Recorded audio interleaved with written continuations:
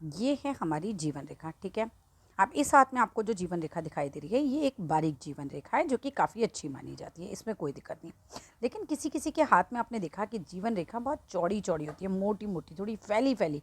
आपको ऐसा लगेगा जैसे किसी ने ऐसे करके ऐसे ना थोड़ी इंक सी फैला दी हो, इस तरीके की जीवन रेखा आपको दिखाई दे।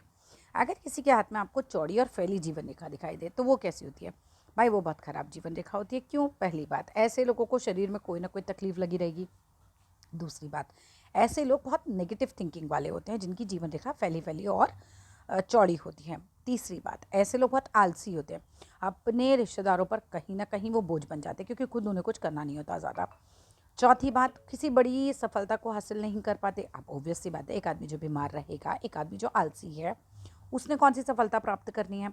वो चीज़ भी बहुत ज़्यादा रहती है। किसी भी काम को लेकर आप उन लोगों में उत्साह नहीं देखते।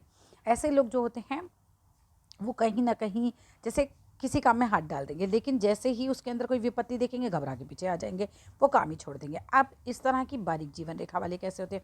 ये पॉज़िटिव थिंकिंग वाले लोग होते हैं। बारीक जीवन रेखा, जितनी बारीक जीवन रेखा होगी, ऐसा लगे जैसे पेंसिल को शार्प करके उसकी नोक से बनाते हैं ना, अगर वैसी जीवन रेखा है तो वो बहुत अच्छी जीवन रेखा होती है।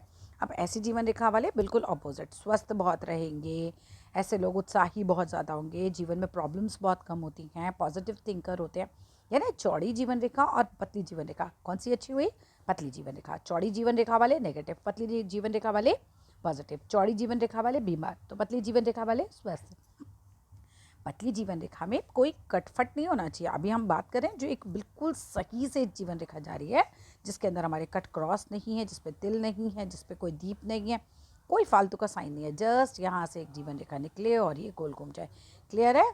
तो चलो, अब भी आप लोगों में से कोई भी पर्सनली अपना हाथ दिखाना चाहे तो मेरे नंबर 8588215229 पे कांटेक्ट कर सकते हैं। कॉन्टेक्ट केवल और केवल व्हाट्सएप मैसेज से करना होता है। Thank you.